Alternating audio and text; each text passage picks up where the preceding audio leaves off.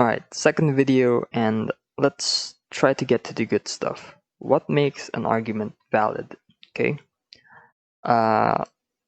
Is there a systematic way of determining whether or not an argument can be valid or not? Or is it best done on a case-by-case basis? And we just have to do it individually, and there's just no faster way. And surprisingly, the answer to that is yes, there is a systematic way to determine whether or not an argument is valid or not, and this is something that we're going to be going through in today's video. And to show that, let's just start with an example. So the example that we're going to use will have two statements, or we can say evidence, that will be used to generate a conclusion or a new statement, basically. So our evidence is going to be number one, I will go to work today or tomorrow. And our second statement is I have to go to a wedding today. Have to go to wedding today. And based on these two pieces of evidence, and actually evidence is not a really good word, let's just call them proposition, because that's just better terminology. So we have two propositions and we can conclude something using those two statements, right? And our conclusion will be I will go to work tomorrow. And is this argument valid? Well, it's a pretty easy example. You have to go to work either today or tomorrow. And since you can't do it today because you have to go to a wedding, then that leaves tomorrow as the only choice that you have for going to work. So you do have to go to work tomorrow. And that's a pretty easy example. But things get more complicated if we not only have two different propositions, but maybe we have 5 propositions or 6 or I don't know, even 10 propositions, and we have a conclusion. And basically, how do we determine if it's a valid argument or not?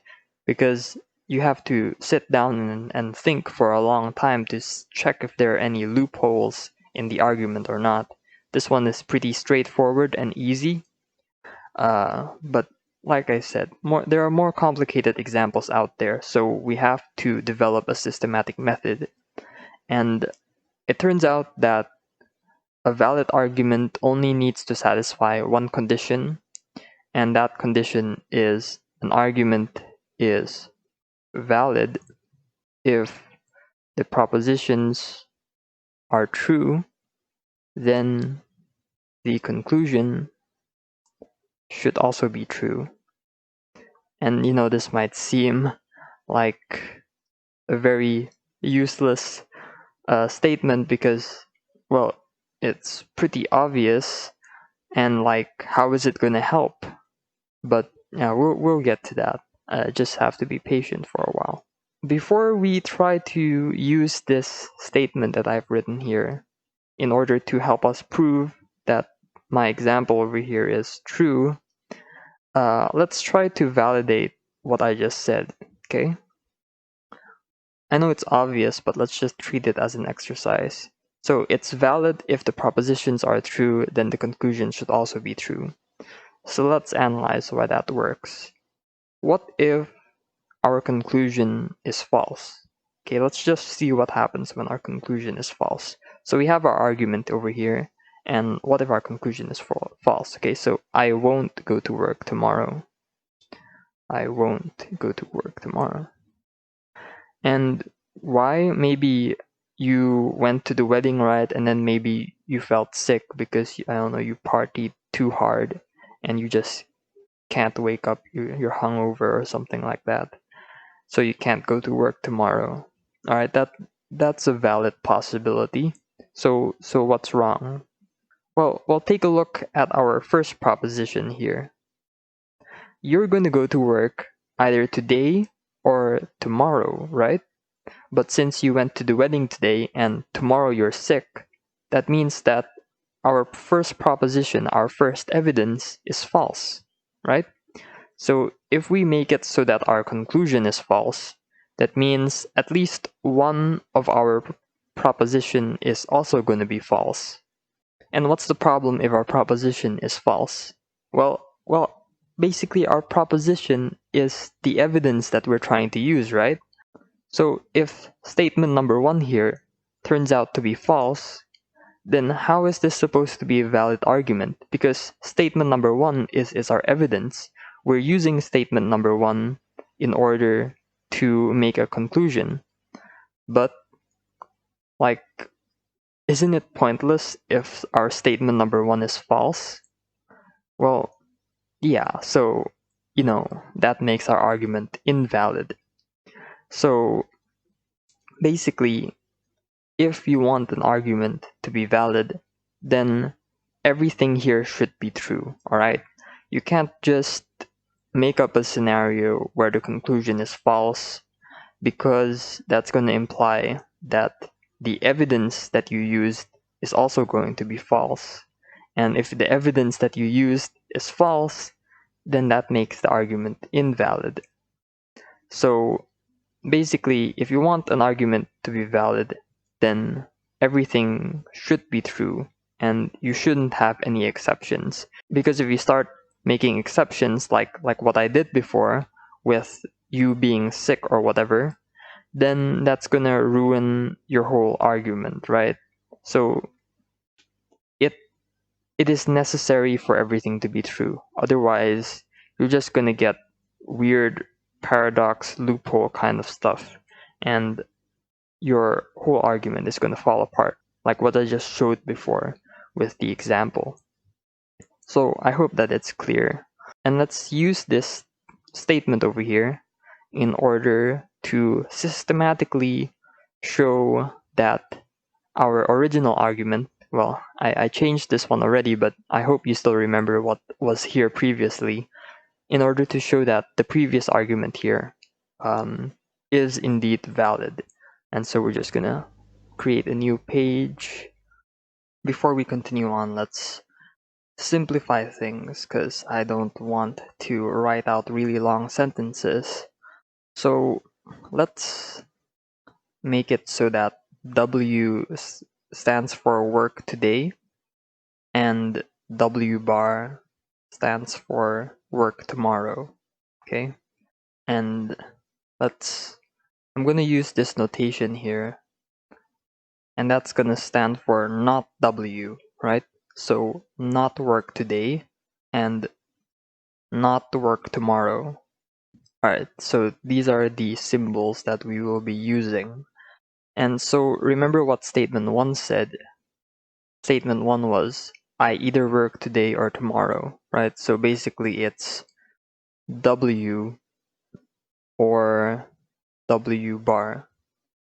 But since we're trying to be, I don't know, like mathematical and symbolic here, let's replace the word or with this. So this symbol here, I guess you can think of it as a V, but think of it as a symbol, and we're gonna be using like a lot of these symbols and notations a lot. Like this one stands for no, and this one over here stands for or, right?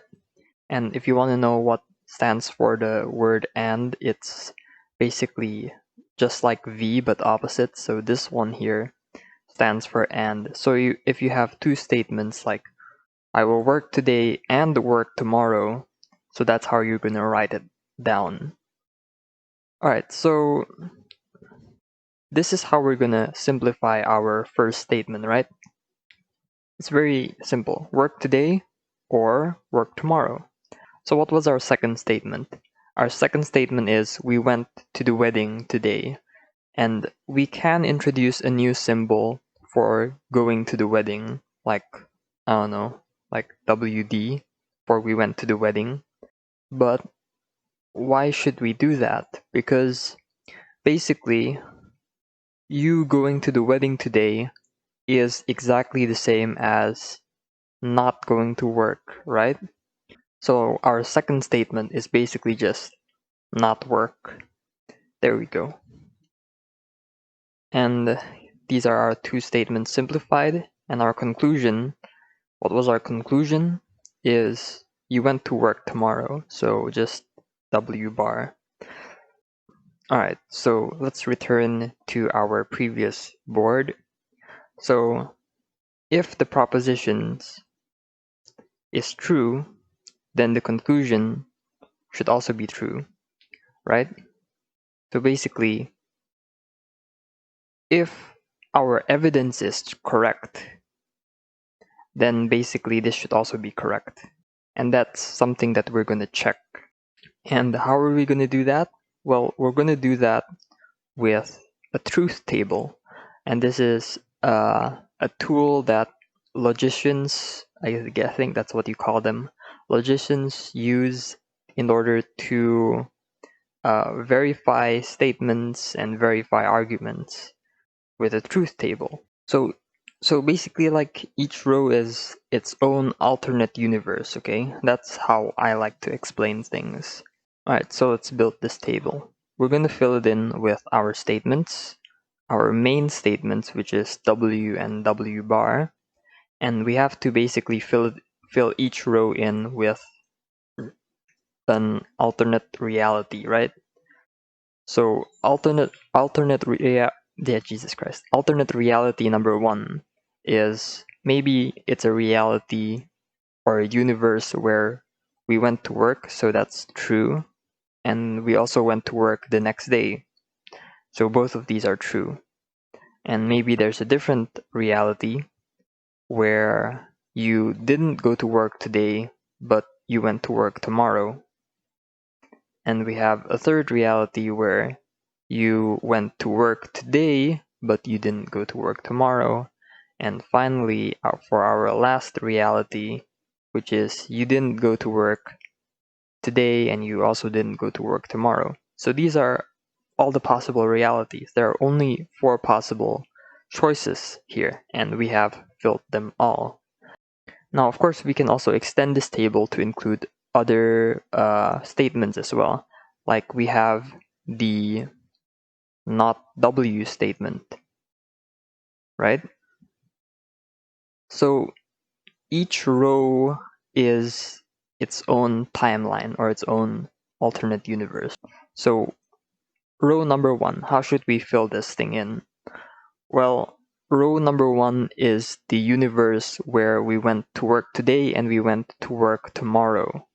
So this statement here, not work, well, it should be false, right?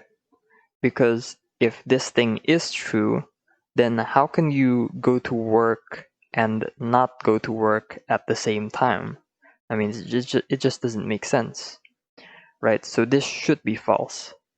And basically, for our second reality here is the one where we didn't go to work today. So that's why this thing here is false.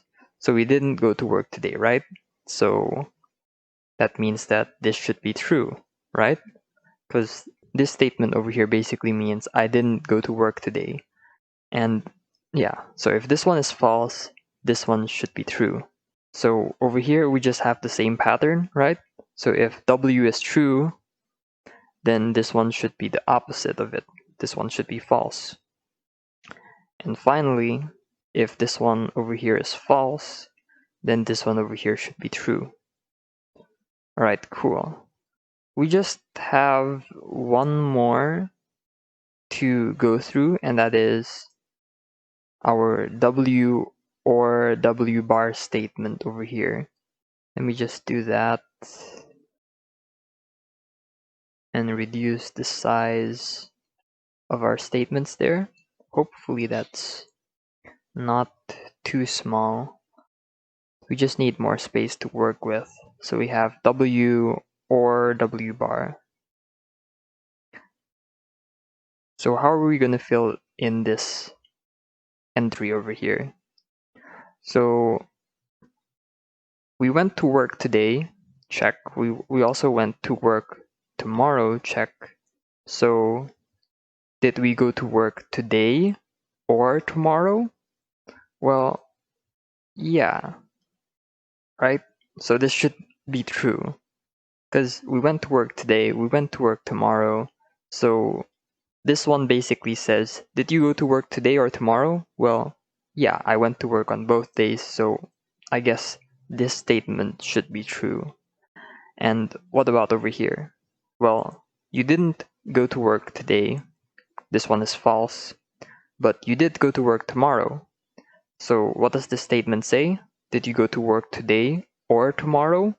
Well, you went to work tomorrow, and that's already good enough. It already satisfies the condition because it's an or statement. So this one should also be true.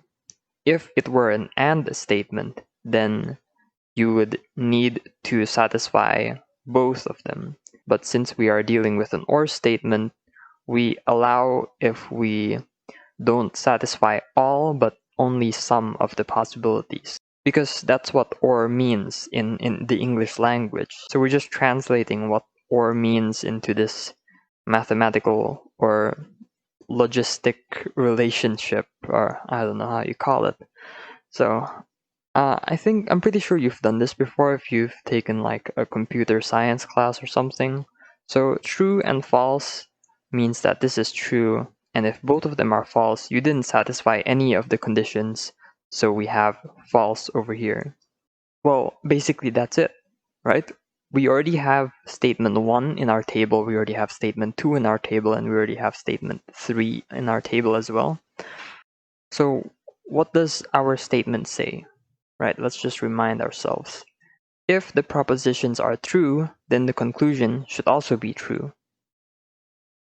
Alright, so these are our two propositions, right? This is proposition number 1, proposition number 2, and this is our conclusion. So let's pick the universe or the alternate reality where our propositions are true. So I guess the only universe where both of these guys are true is going to be universe number 2. Because universe number 2 is the only one that has proposition number 1. I mean, well, I flipped the order, but hopefully you can forgive me for doing that. If proposition number 1 is true, then proposition number 2 is also going to be true. So this is the only universe where our propositions are valid. And what happens when our proposition is valid? Well, when our proposition is valid and it is true, then our conclusion should also be true. And this is exactly what we see here. So basically, what this truth table is telling us is, if we are currently in a universe where our proposition or our evidences are correct, such as in this case and in this case, then we are also in the same universe that ensures that our conclusion is true. So basically, yeah, this statement, this whole argument over here is valid because our truth table tells us that we are in a universe that ensures the truth of all of these statements. And since all of these statements are true, the argument is valid. And the same goes for any different example as well. All you have to do is, preferably you want to use symbols and like this and this and just so you can avoid writing long sentences, and then you make a truth table, and then you check the universe where your evidences are correct, and you see whether that implies that your conclusion is also correct as well. And if it tells you that you're in the right universe, such as in this case, that means that you have a valid argument, because like nothing went wrong here. If your proposition is true, your conclusion should also be true. Because if your argument is invalid, then you're going to end up with a false statement, right? And since that didn't happen here, everything is all right. So yeah, that is in principle how you determine whether or not an argument is valid or invalid. And let's end this video off with an example of an argument that is invalid. same deal, two propositions we're gonna use to develop our conclusion. So our first proposition is Butler is guilty. She's butter. Alright, fine, we'll just keep that. Butter is guilty. Oh god, I can't spell today. Guilty or maid is guilty. Right, so that's our first proposition, our first evidence. And our second evidence is maid is guilty or the cook is guilty. Jesus, okay, I'm sorry, I can't spell things correctly, apparently. Guilty. And what's our conclusion? Our conclusion is, therefore, either Butler guilty or cook guilty. And this is a much harder example than the previous one, because you might need to sit and think for a few minutes to see if this argument is actually true or not.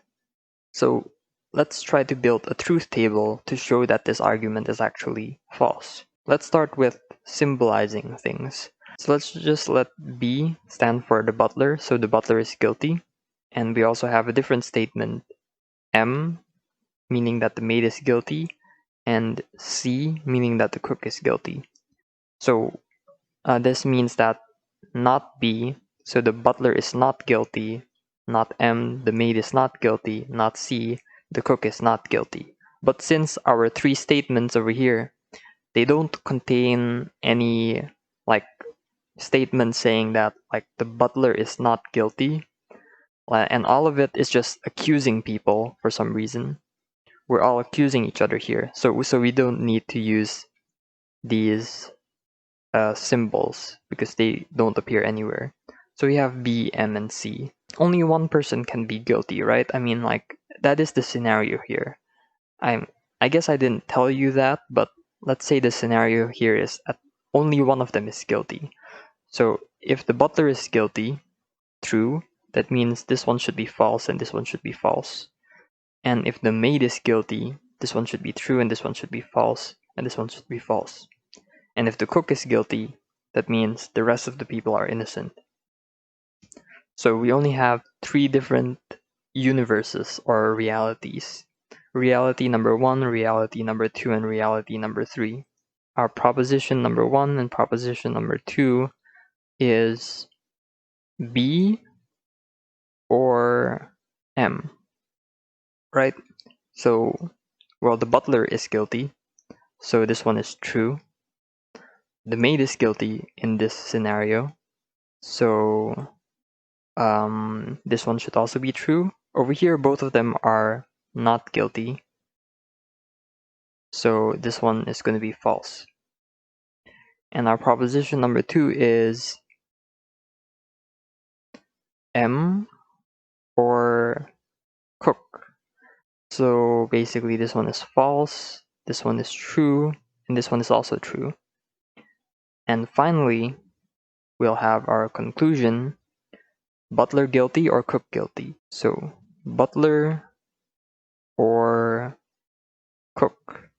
And so this will be our first and third universe where this is going to be true. And this one is going to be false. Right, so let's identify the universe where our proposition turns out to be true. So in universe number 2, it's always universe number 2 for some reason. In universe number 2, our evidences are correct, right? The proposition that we're using is correct. The evidence that we're trying to use is correct.